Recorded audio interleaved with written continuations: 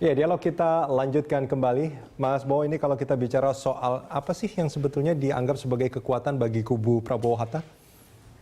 Ya kan ini kita berkampanye tidak dalam satu sisi saja, ada banyak hal yang dipertimbangkan dari soal wilayah juga itu kemudian partai-partai politik pendukungnya. Kalau dari wilayah mana yang difokuskan oleh Prabowo Hatta? Ya tentu semua akan mengatakan tidak ada yang menjadi prioritas. Ada di Jawa itu saya kira semua akan menyatakan seperti itu. Tapi karena sistem pemilihan presiden kita ini kan tidak berbasis perwakilan provinsi ya, jadi karena itu ya semua, karena sekarang juga apalagi persebaran tidak lagi menentukan satu atau dua putaran, karena itu di mana-mana sama pertarungannya tuh tingkat manapun itu, bahkan TPS itu harus unggul. Ya. Akhirnya semua begitu. Apa yang dijual oleh Prabowo Hatta? Sekarang sudah jelas, sekarang sudah hari tenang, jadi sekarang sudah tidak berkampanye lagi, yang dijual sudah ditawarkan semua. Sudah. Jadi saya kira kita masih meyakini bahwa publik itu menginginkan performa presiden itu yang punya ketegasan, kemudian karena berhadapan dengan banyak tantangan dan juga pihak-pihak lain, dan karena itu kita masih melihat bahwa itu salah satu keunggulan Pak Prabowo ya. Dibandingkan kandidat lainnya. Ya karena cuma ada dua ya, kita cuma ngomong Prabowo saja.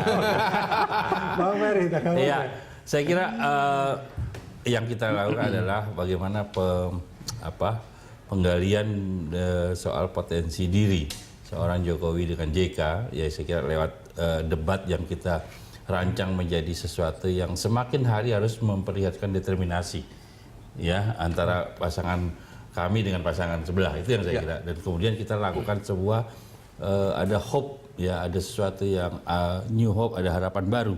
Ya makanya saya kira gerakan teman-teman. Harapan baru itu kan biasanya memang selalu setiap pilpres, Bang Ferry. Saya kira ketika setiap kali pilpres ada harapan baru. Orang bisa punya tema itu, tapi menyentuh enggak?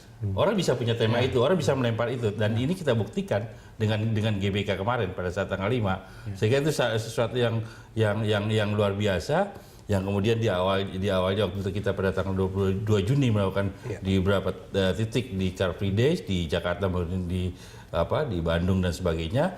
Dan itu puncaknya kemarin tanggal 5 di GBK itu. Di GBK itu. Tapi saya kira GBK sama. Yang menyentuh ya. Kalau GBK saya kira sama. Enggak, artinya punya GBK juga. Bukan, ada GBK yang pasangan nomor 1, ada GBK nomor 2 beda. Itu menurut saya sesuatu rancangannya.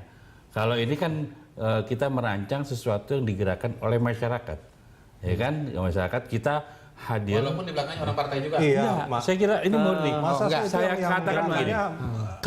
Saya kira bisa dilihat dalam persiapannya, bisa dikonfirmasi kepada pelakunya. Itu mereka gagasan, idenya dan sebagainya. Kepada masyarakat umum. Saya kira gerakan yang hadir di sana itu sangat luar biasa, ya kan?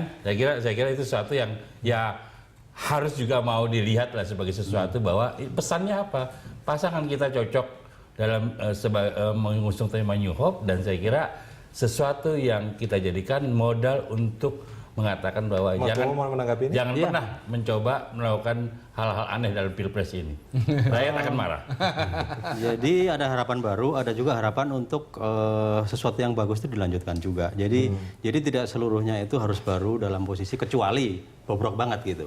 Kalau kondisi begitu normal, saya kira itu banyak harapan yang dilanjutkan juga, ada harapan baruan juga gitu. Dan itu biasanya semua di masyarakat akan dalam dua sisi yang seperti Kalau saya itu. melihatnya dua-duanya ini pasti merepresentasikan perubahan. Pertama, incumbent sudah tidak bisa maju ya. Yang kedua, memang ada ketidakpuasan terhadap pemerintahan sekarang. Cuman wujud perubahan itu memang orang menjadi terbelah. Masyarakat Indonesia menjadi terbelah. Ada yang kira-kira modelnya seperti Jokowi. Model Jokowi itu kan yang lebih merakyat lah, lebih ke bawah. Yang kedua, get things done. Orangnya bicara mengenai pelaksanaan, bicara mengenai implementasi, bicara mengenai hal-hal yang konkret lah kira-kira. Nah, sebagian lagi itu membayangkan perubahan itu sebagai sosok pemimpin yang lebih tegas, lebih berani dari presiden sebelumnya. Kira-kira begitu. Itu kalau kita berkaca pada kalau berhadapan dengan Malaysia, wah gini. Kira-kira begitu. Nah, kalau kita berkaca dari hasil survei, itu kan Dan tadi itu yang membuat kenapa pertarungannya menjadi ketat. ada swing voter di sana, ada sekitar 11% kalau saya tidak salah tadi dikatakan. Tadi ada yang memilih ke orang yang tegas, ada yang merakyat. Nah, kira-kira secara demografi ini 11% swing voters ini orang yang seperti apa dan akan kemana? Sebetulnya tergantung dari segmen apa ya mau dilihatnya ya. Artinya itu juga akan menjadi bahan bagi Jokowi JK dan Prabowo Hatta untuk menggrab mereka kan? Betul. Karena itu yang akan menentukan pada. Betul. Saya tidak tinggal berdoa saja. Ya. Sudah nggak ada lagi. Kalau saya tidak terlalu hafal betul ya segmen-segmen apa yang sangat spesifik dari 11% itu. Kalau seingat saya sebetulnya merata, relatif merata di semua lini. Cuman kalau dari pengalaman biasanya kalau misalnya bicara jenis kelamin ya, yang lebih banyak undecided itu perempuan. Kenapa? Karena perempuan itu wilayahnya sektor domestik. Mereka kurang terekspos dengan isu-isu publik gitu. Dan itu sebetulnya menjadi salah satu kekuatan Jokowi. Karena apa?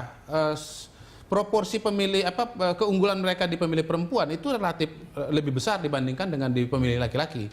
Malah di beberapa daerah pemilih laki-laki itu sangat Prabowo. Ya. Tapi saya sampai begini Mas, saya melihat dengan suatu bahasa yang agak disederhanakan, pemilih Jokowi itu adalah feminin, pemilih Prabowo itu adalah maskulin. Dan menarik kalau diantaranya, tidak ada calon ketiga untungnya. Nah itu juga menarik kalau kita bicara isu ekonomi, bicara terutama kesejahteraan sosial, itu trust pada kemampuan Jokowi lebih tinggi daripada Prabowo. Oke, Mas Bowo. Tapi isu keamanan bahkan isu hukum itu orang tingkat kepercayaan kepada Prabowo lebih tinggi gitu. Isu yang keras lah istilahnya begitu. Dan itu representasinya tergambarkan. Pemilih perempuan lebih banyak proporsi kepada Jokowi, yang laki-laki itu ya Prabowo cukup kuat. Kalau saya sih karena perempuan itu juga punya suami, jadi ikut juga sama suaminya. Punya kakak, punya adik. Mas Bowo jadi mengatakan kalau pengaruh ibu lebih pengaruh. Kan ibumu baru ayahmu. Nah, itu kalau konsep Islami. Kalau pakai konsep yang lain. Pas mau berangkat ke TPS hanya ada sama bapaknya. Oh, ini soal ibumu. Itu restu ibu. Oke, baik, kita akan sampai di segmen berikut nanti.